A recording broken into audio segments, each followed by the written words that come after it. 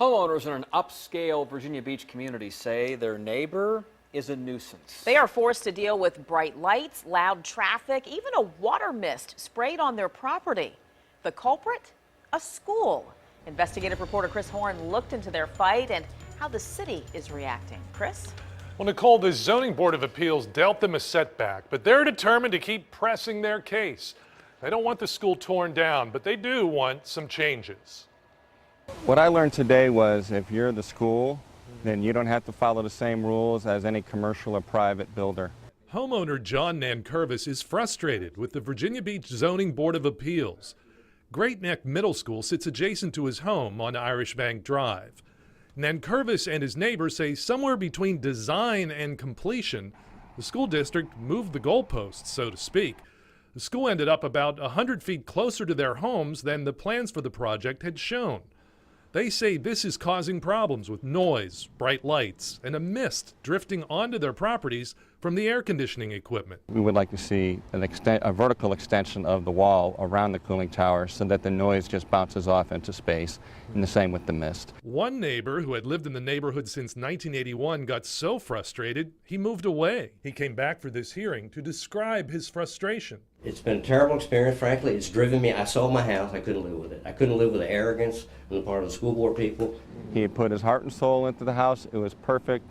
He was ready, but he couldn't stand it anymore, and he ended up selling it. You ever think you'd get to that point?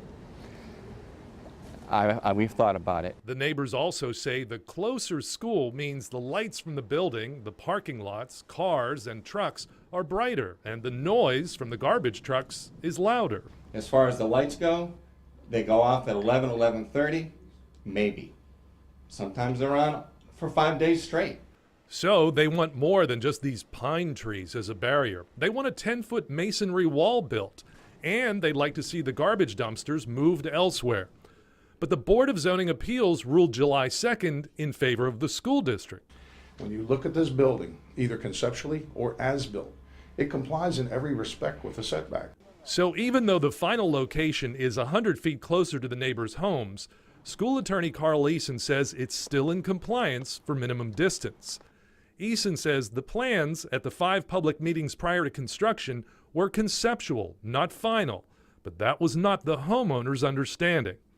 Eason also described more than $200,000 worth of improvements the school district has made since the project was completed, increasing the wall around the air conditioning cooling towers, surrounding them with acoustically designed sound walls, adding extra landscaping along the property line, managing lighting and trash pickup schedules. This is my solitude out here. This is where I come unwind from the rigors of the day, and I can't hear myself think.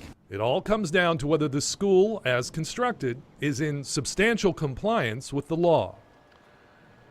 The homeowners will appeal the zoning board's decision to circuit court. Their attorney says he doesn't expect to get a judge to hear the case, though, for at least 6 months.